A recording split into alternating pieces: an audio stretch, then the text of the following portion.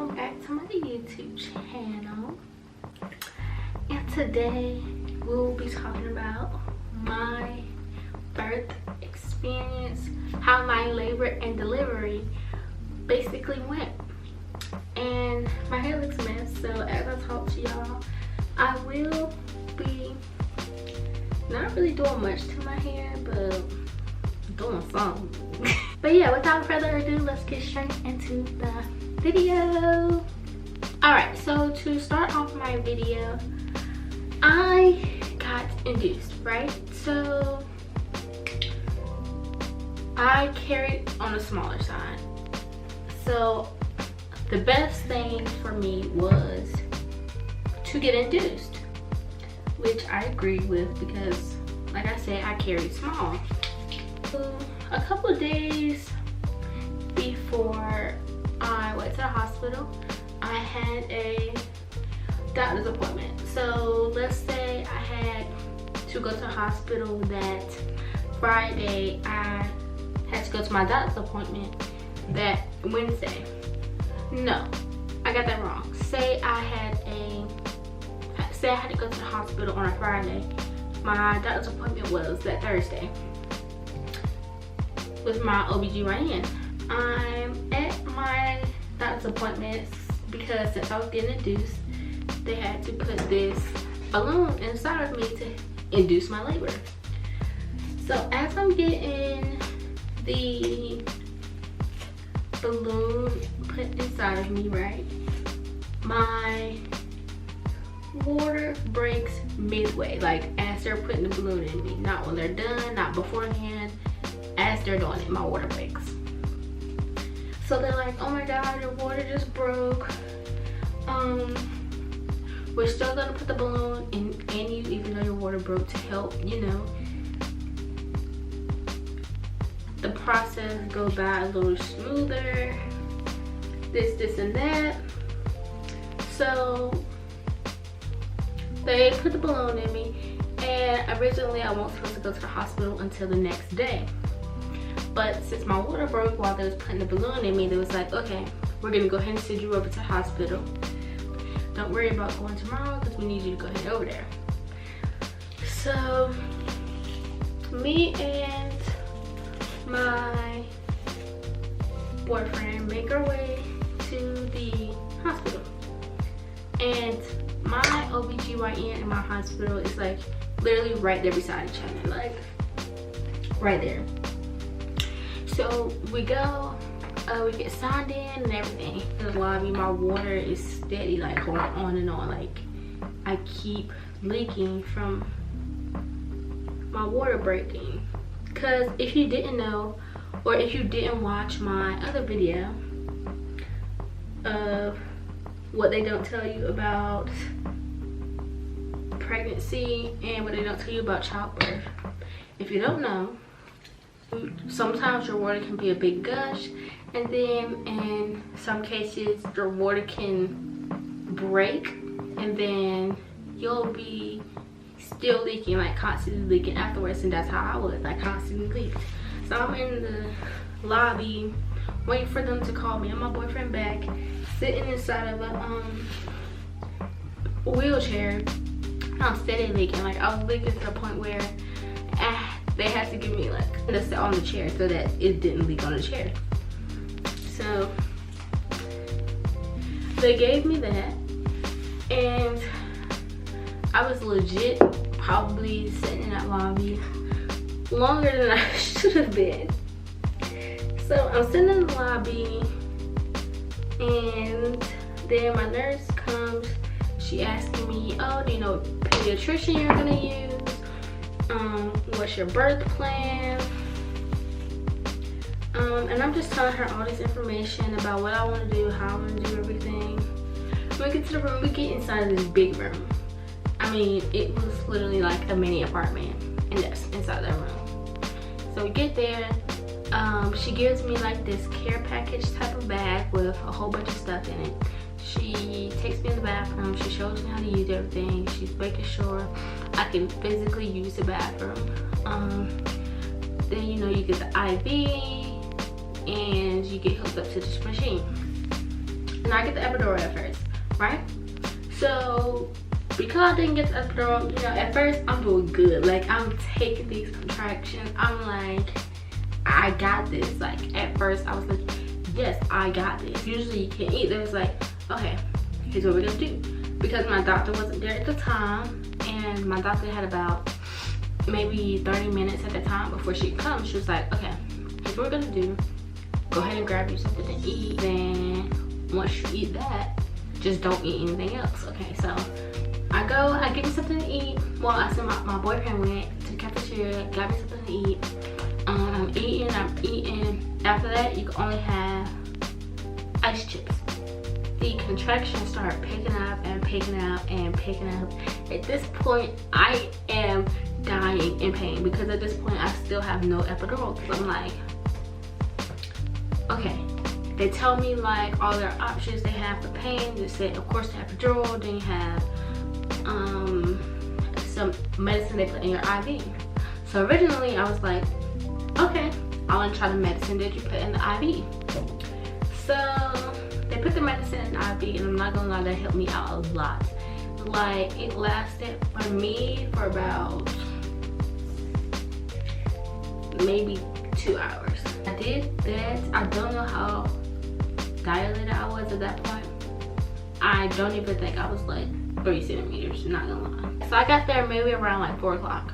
So by now it's probably like, I would say I got the medicine maybe around 6. They're like, if you want to, you know, do the yoga ball, you can do the yoga ball, the peanut ball, all that different stuff. I'm like, okay, right now I'm just gonna, you know, relax, lay down. Me and my boyfriend, I kid you not, were asleep almost the entire time. I went to sleep and I was asleep almost the whole night. And so was he. So there's times where I would wake up with contractions. I'm like, oh my God, this is painful. But I was able to go to sleep at that point. So I would just go to sleep, sleep it off, and it actually worked. Between the time of me and my boyfriend sleeping, you know, you still got the doctors coming in, you know, like circle thing that they put on your belly to keep track of your contractions. That was not working for me, and it kept like going out, and it just wasn't working for me. So they put like this thing. It's literally like a screw. I don't know the proper term for it. I'll probably put a picture like right here so y'all know what I'm talking about. If that like strap thing does not work for you, that's what they'll give you. So they put that in me, and basically that connects to the baby's head. They put that in me. They're like, okay, we're gonna keep checking on you, just let us know if you need anything. So we go back to sleep, and then I'm waking back up. I'm like, oh my God, like this is crazy. You know, they still check me for dilation. If you don't know, when they check you for dilation, they literally have to go up in your vagina. So they're checking me for dilation. Nowhere near 10 centimeters at this point. So she's like, they keep like tugging at the balloon I have also, because the balloon is supposed to let you know, hey, we're here at this point. But it took a while also for the balloon to even come out. At this point, me and my boyfriend did not know what time it was. We didn't know anything because we kept going to sleep, and when the nurses came in and woke us up, I had no idea what was. Like, I'm telling you, I was in that hospital knocked out. Kid you not, I slept that entire time until it was time for me to push. And they would just wake me up to tell me this, to tell me that, to check this, to check that. And I was fine with that. And just, you know, the contractions kind of stacking up at this point. So time goes by, I would come up, I said, I need that epidural, I'm not gonna lie. You know, I was telling you I was able to sleep through it. But as these contractions started stacking up, I couldn't go to sleep. So I'm like, I'm tossing and turning. I tried to stick it through. But in my head, I'm thinking, don't get no medal. I don't get no award for having a natural birth. So why am I putting myself through this? I woke him up. I was like, yeah, I'm gonna get that epidural. So my nurse literally had just walked in after I had said that. Because she walked in, she was like, are you doing okay? How you feeling? Do you want any medication? You know, the usual of what they would say when they would come in. So this time I'm like, please, I need that epidural. Like, I need that epidural. Like, please give it to me. She's like, okay, we're gonna call the people to come do the epidural, but she was like, it is gonna take them like 20-30 minutes to get here because they don't stay at the hospital, which they did tell me that beforehand. So I'm like, okay, yeah. So she's prepping me to get the epidural. She's telling me, you know, how this works, how that works, how position, what can possibly happen. So I'm like, okay. Basically, when you get the epidural, you cannot move. Do you risk being paralyzed? Like, it is literally a big needle. She sits me up. She's like, okay, I'm gonna go ahead and stitch you up. So when he gets here, you're already prepped, ready to go. So this man, as soon as I see him walk through that door, I turn around because at that time I did not want to see that needle. I'm like, I cannot see this needle till afterwards, because if I look at a needle, I already know it's long, and if I look at it, I'm not gonna want to get it anymore because it's a mind thing. So I'm like, okay. I turned around. I told them I don't want to see the needle. So okay, he's feeling around my back. He's like, okay, you know, you can't move. Gotta do this. Gotta do that. Gotta do this. So I'm sitting there like this on the end of the bed, my feet hanging off the bed, and I'm just sitting there. I don't remember if it hurt it or not. Actually, I think it did. I think it was like more so like a pinch, but like a hard pinch. So after I get the epidural, you know, they're like, oh, that's the easiest one of the easiest ones I had all day. This and that. That was really fast, because it was really fast. Which I don't know if that's normal or not. It was just like, oh, that was really fast. Like, that was one of the fastest ones. And I was like, you know, I didn't know what to say, so I'm just like, okay. I am feeling so much better. Whoever created that epidural, thanks to you, because without you, I would have been in pain that day. Actually, I take that back. Without God, I would have been in pain that day, because he really created the epidural. He just gave me the plan, okay? Right after that, she checked my dilation. Right after I get the epidural, I'm 8 centimeters. Okay, got 2 more centimeters to go. 2. We start practice pushing. So I wake up my boyfriend. No, he was already up at this point, but then he started dozing back off because I started dozing back off. And then so I woke him up. I'm like, okay, I'm about to start practice pushing. So he comes over there, the nurses come in, they start holding my legs up. They're like, okay, so we're gonna count to blah, blah, blah. And we're gonna have you push 3 times for a certain amount of seconds. Start.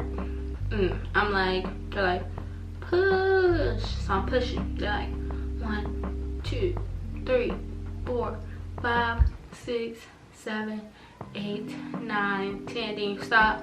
Then you push again. Then you stop. Then you push again. Then you get a break until the next contraction hit, because you have to do it almost every contraction. By the time we stopped doing that, it's time for me to go in labor. I kid you not. Me and my boyfriends and my doctors and my nurses was having conversations that entire time I was pushing. Like, we was in there talking about food, talking about what sports we liked. I kid you not. We was not in there talking about having this baby.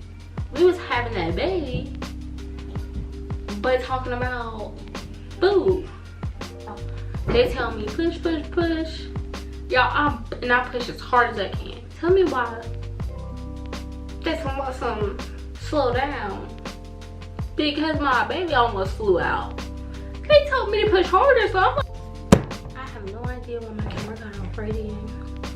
they tell me, okay, push harder, so I push harder, and then they tell me slow down because my baby almost fell out. But you just told me to push harder. Which one you want me to do? So I push, the baby comes out. Wow. Active labor. I believe they said an hour and 30 minutes to 2 hours. You gotta deliver the placenta now, so I need you to push. I did not know you had to push out that placenta. Like, so serious. I literally thought the placenta comes out with the baby, but it doesn't. You literally have to push out the placenta. So the process, I forgot to say, my boyfriend was holding one leg and then the doctor was, well, the nurse was holding the other. So after I pushed the baby out, then they're like, okay, Dad, do you want to cut the umbilical cord? He's like, mind you, he is over there scored because he literally had front row seat to this whole thing because he was holding my leg and he was right there. He's like, huh? Like, he turned and he said, huh? Like, he literally forgot about it. Like, he was in so much shock and just seeing all this blood and everything. He was just in shock of what just happened. So he's like, so in that moment he kind of like forgot, like, oh, it's time to cut that cord. So he cut the cord, which I'm pretty sure y'all seen that picture inside of my thumbnail.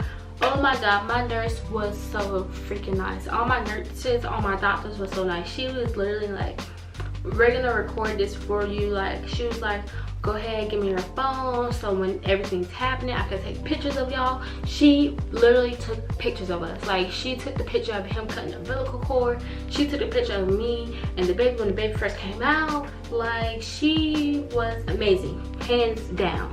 So we stayed in the hospital for maybe 2 days after that. An amazing experience. Like, I wouldn't trade it for anything. Yes, you guys, that is going to wrap up this video. I hope you guys enjoyed. Make sure you like, comment, subscribe. Make sure you stay blessed, stay positive, put God first, and peace. Y'all, look at me. Like, y'all like my camera? Y'all like my camera?